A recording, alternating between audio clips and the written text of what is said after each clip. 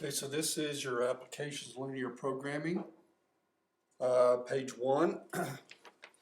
And this is going to be very typical of what you're going to be doing on the next 2 pages for all of these things as you're going to start filling these in. So the first thing we do is actually read the thing. A bakery makes cakes and cookies. Okay, boring. Each cake requires prep time, baking time, and that. The prep time is mixing, put it in a pan, blah, blah, blah. Okay, so we've got baking time, prep time, and icing time. Got 3 of these. Still not very interesting. Process available, each one for 8 hours a day. Where'd they get that? Well, you've got 3 different ones. They're 24 hours a day, so that's how you get it. Table below gives the information. Okay, now that's of interest. So everything we need is down in the table below except this one. How many cakes and dozens of cookies to maximize profit? Okay, so here we go. Just take a quick look through it. You notice 5 minutes prep for cake. Doesn't sound like much. Prep is, remember, all your mixing, pouring in the pans and all that. But what you have to remember is they could probably prep more than 1 cake at a time. So this is basically prep time per cake. Baking 20, icing 8, okay. Dozen cookies, a little more prep time, but you've got less baking, but it takes you more time to do it. Profit, okay, well we can make more from the cakes than we do from the cookies. So the natural thing would say, well, we're just going to make nothing but cakes. But what you have to keep in mind here, if you look at it, you've got basically 33 minutes time here, and I've got 25 plus 12, 37 minutes here. The whole point is you may not necessarily want to just do all cakes to maximize your profits. Okay, so what we need to do then is part A, formulate a function which is going to maximize and minimize. So let's take a look. What do we need to do? We need how many cakes. So let's let x equal number of cakes. Then y is going to equal to dozens of cookies. Now what we want to do is maximize the profit.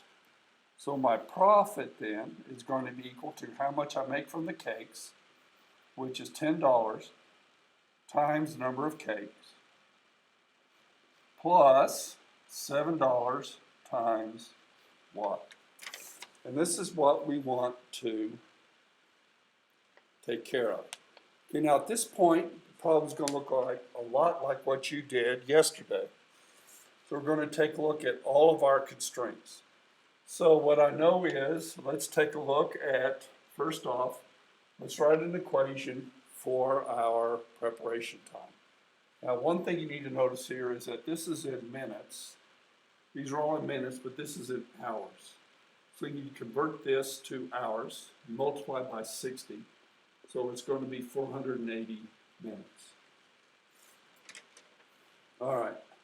So what I know is, for my prep time, it's going to be 5 minutes, average, times the number of cakes, plus 12 times the number of dozens of cookies. And that has to be less than or equal to 480. Then we're going to come in and do our baking. So I'm going to have 20x plus 10y has to be less than or equal to 480 because I can't go over my 8 hours. And then finally we do our icing, so it's going to be 8x plus 15y. It's got to be less than or equal to 480. And finally we know that x has to be bigger than 0 and y has to be bigger than or equal to 0 because I can't do a negative number of cakes. So there are all my constraints. All right, so what we need to do now is to graph and shade these things. Okay? Now, to graph, there are two ways to graph equations in standard form like this. The first way is to find what I call my intercept points, which is where x equals 0 and y equals 0. So if I plug in, for instance, on this one, x equals 0, then I end up solving 12y equals 480, or y is 40. That's my y-intercept. And then I set my y equal to 0, which gives me 5x is 480, or x is 96. And that gets me my 2 points, which would be 0, 40, and 96, 0. Are the 2 points you would plot and then connect with the straight line. All right? And I do the same thing for these other ones. All right, and so first let's graph this guy. And so let's set up our graph.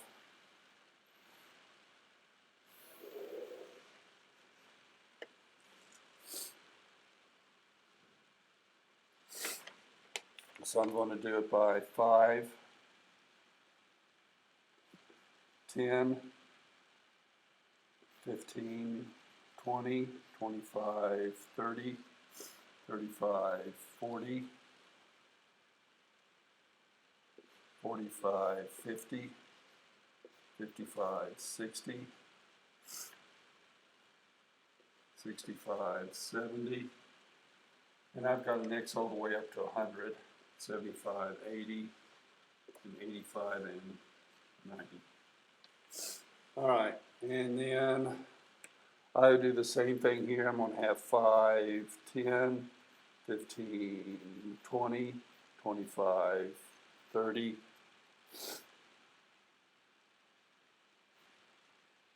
35, and 40, and I'm going to need to go up to 50. All right, so I'm going to plot my first 2 points here, which are 0, 40, start here, and 96, 0, which is going to be out here. So here is my prep line. Now you could also do these, if you wanted to, by solving for y. All right, so you could do 12y is going to equal to negative 5x plus 480 to graph the line. Divide by that, or y is going to equal to 5/12 negative 5/12x plus 40. And to graph this again, you would go to 40, and then you would go down 5 and then over 12 to get your 2 points. All right. So this was my prep time. My baking, which is the second one down here, when I solved for it, I ended up with 48 for this one, and 24 down here. So there's this line. And what I know then, these are all going to be on the bottom side of this. And then lastly, I did my icing, and it worked out to be 32.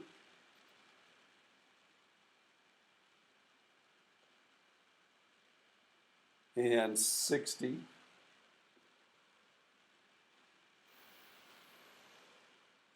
And so the area, it's down here for this one. We also know we've got to be up here. So basically, if you look at this, this is your prep time. If you take a look, you notice that our icing time everywhere is back down below it. So the prep time is not going to really enter into what we're going to do. So the area we're going to be interested in is going to be the area down below here. I've got to stop here, and then I go down here, and then I stop.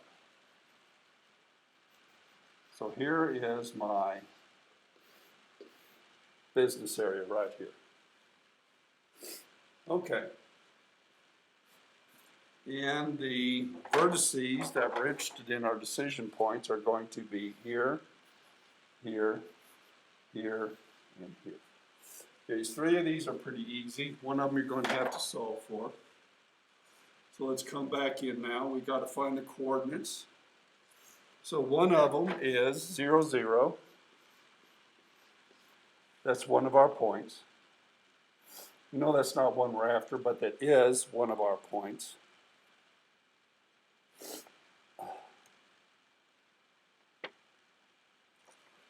Okay, the other one is this point out here, which was at 24, 0, which I solved for when I found my x-intercept. I've got this point up here, which is 32, 0, 32. Okay? Remember, these 2 points would represent no cakes, only cookies. This point would represent all cakes. All right, and then the last point we need is this guy right here, which is at the intersection of our baking and icing. So I went back up and I took down my 2 equations. So I had a 20x plus 10y. And what we want to do is find where these guys are equal. So that equal to 480. And then I had an 8x plus 15y equals 480. All right, so the question is then, how do you solve this guy? You could do it with the matrix method. What I did was I just divided the top one by 10, which left me with 2x plus y equals 48. Then I solved it for y, which gave me y equals negative 2x plus 48. And I pushed this one in for my y in this equation, so you end up with 8x plus 5 times negative 2x plus 48 equals 480. You do all your arithmetic, and you end up with x equals to 10.9, which are the number of cakes. Okay, so the question now becomes, you know you can't do 10.9 cakes. Do you round up or do you round down? In this case, because we're dealing with preparation time, you can't count on being able to finish that last cake. All right, so what you do is you round down in this case. So we're going to set x equals to 10 because I don't want to count on being able to finish up that last cake in the time allotted to me. So by rounding down, I'm going to have a little bit of extra time in there. But at least I know I won't have an unfinished cake. And then you plug this back in for y, and you get y is 26. So there's our 4th point, which is 10, 26. All right, so then what you do is you plug these back into your equation up here. All right, so I take my x and y values. So for instance, for this one, I would have 10 times 0 plus 7 times 0, which gives me 0 profit. All right, well, that's definitely not going to be our maximum, or we hope not. Then I'm going to have 10 times 24 plus 7 times 0, which is going to equal to 240. Okay, and then I'm going to have 10 times 0, which is this point, plus 7 times 32, which gives me 224. So far, this is my min. And right now, I'm looking at this as my max. But we have one more point, which is going to be 10 times 10 plus 7 times 26, which gives me $282. So there's our minimum, and there's our max. So the question then becomes, if you want to maximize this, what conclusions do we draw? You'll want to make, to maximize profit, you'll want to make 10 cakes and 26 dozen cookies. And that will give you the maximum profit of $282. Okay? Which just goes to show, you always have to check this point right here, this point of intersection of these guys. So the big important thing then is to graph these things up. And I don't care whether you do it by using intercepts or whether you solve for y, then graph them. Just graph them. Find the point where they're all equal. Then you come back in, you find these 4 vertices. You might have 4, you might have more, you might have fewer. It just depends on your problem. All right, and as you can see, 3 of these are usually pretty easy to find. This one can take you a little bit of algebra. And then you plug them in to see which one gets you the maximum profit. Because one of those 4 points will give you maximum, and one of them will give you minimum. That's the whole point of doing this, is that those points right there represent where you're going to have a maximum or a minimum. And the only way to tell which one is which is to plug them in.